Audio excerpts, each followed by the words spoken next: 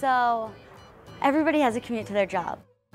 My commute involves driving up Little Cottonwood Canyon. It's got to be one of the coolest commutes in the world. Just 20 minutes up through this like breathtaking canyon. Well, I moved to Salt Lake City when I was 15, and I always had this dream of being a pro skier. Every chance I had, I would come up to AltaSnowbird to ski. One day I came home from an especially good powder day, and I had a little bit of frost nip on my nose and under my goggles here, so I totally got busted by my parents for skipping school to go skiing. It was a giveaway. I'm Caroline Gleich. I am a pro skier here at AltaSnowbird, and I will be your tour guide for the AltaSnowbird Connection. So right now we're riding Collins Lift at Alta. We've had about 3 feet of new snow in the last week, so should be a great day of skiing. Let's see, last year Alta reported by the end of the year over 700 inches, but we average 500 inches of snow a year. So that's like 10 of me stacked on top of each other. 10 little C's. Usually we get this really light 3% density snow. We call it the Utah blower pow. And it's just really easy to ski. You sink right in. Because of the lightness, you sink and it just billows up around you and you can just bust right through it. Super fun. At the bottom of Collins, or sometimes at Gold Miner's Daughter, we'll run in there and have breakfast in the morning and have a coffee. And it's a great place to see people and meet up with friends. Right there is Alps High Rustler, classic Alta run. It's one of my favorite runs in all of Alta. To your right, you can see the shared ridge line that separates Alta and Snowbird. So my favorite way to ski to Snowbird from Alta is through the keyhole, which is right off the Wildcat Chair. This is the local secret area. This is where we have the untracked powder stashes. But an easier way to ski the AltaSnowbird Connection starts here at Sunnyside. Then head up Sugarloaf. It's right next to Elf's Restaurant.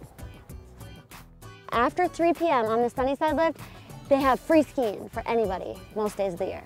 Oh, it's beginner intermediate skiing the whole way. Is that too much hands?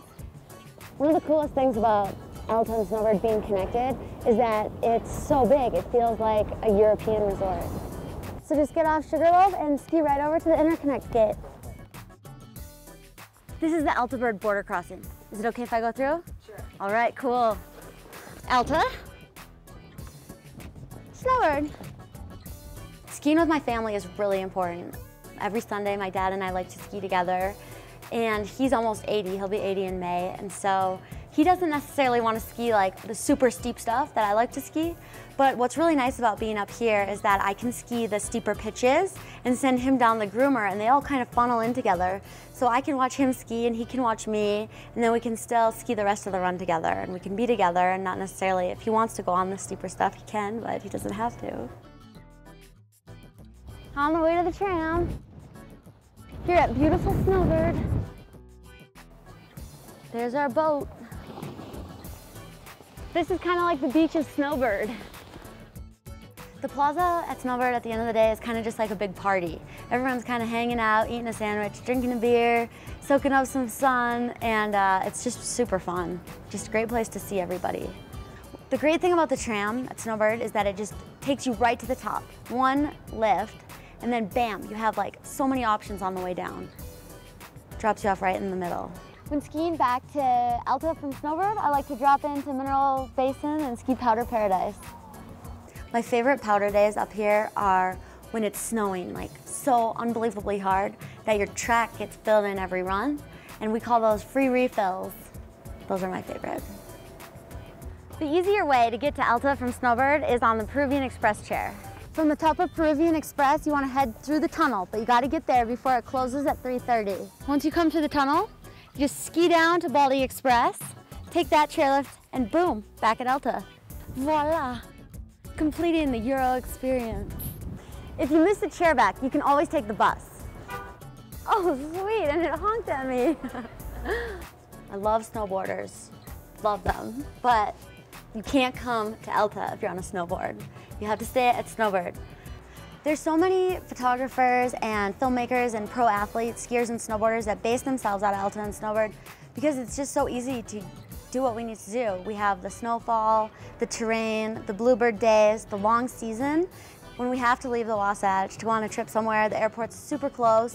It's about 40 minutes from Snowbird, just like right over that ridge. sometimes you'll have to leave and to go to a place where it's not snowing and you're just like, oh no, why do I have to leave?